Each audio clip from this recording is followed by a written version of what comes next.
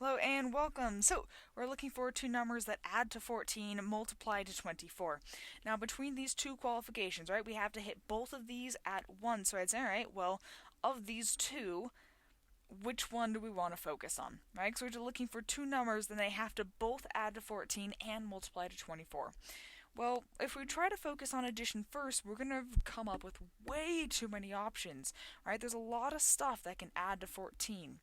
But if we focus on the multiplication, there's only a limited amount of things that will multiply to 24. So if we look at 24 and we say, okay, well, what's the most obvious thing that multiplies to 24? 1 and 24.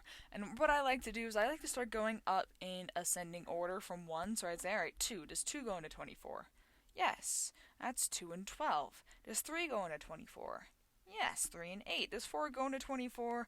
Yes, 4 and 6. And the next one, 5. Does 5 go into 24? No. Alright, you can double check with the calculator. If you do 24 divided by 5, you will get a decimal, right? If decimal means it doesn't go in evenly. Okay? So that's how you can double check on that. So if we look at that, then it's alright, what about 6? Does 6 go into it? Yes, 6 is already on the list.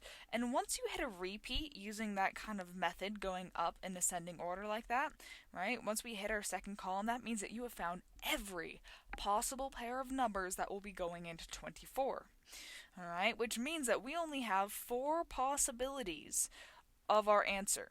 Right? So if you were to just guess from here, you'd have a 1 in 4 chance, right? 25% chance to get the answer right. But not too bad from here, because now we just need to figure out which one of these adds to 18. If we do 1 plus 24, then 25. Sorry, not 18, 14. Right? 2 plus 12, 14. Bam! And right then and there, you know you have your numbers. 2 plus 12 is 14. 2 times 12, 24. They hit both those qualifications at once. Okay, keep an eye on your signs.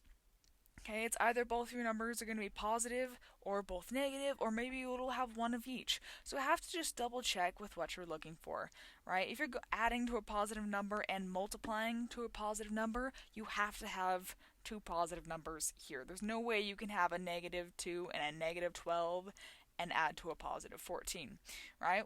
If one of them is negative, this number will be negative. So that's just something to keep in mind as you're going through these. But that's all there is to it. Thanks for watching.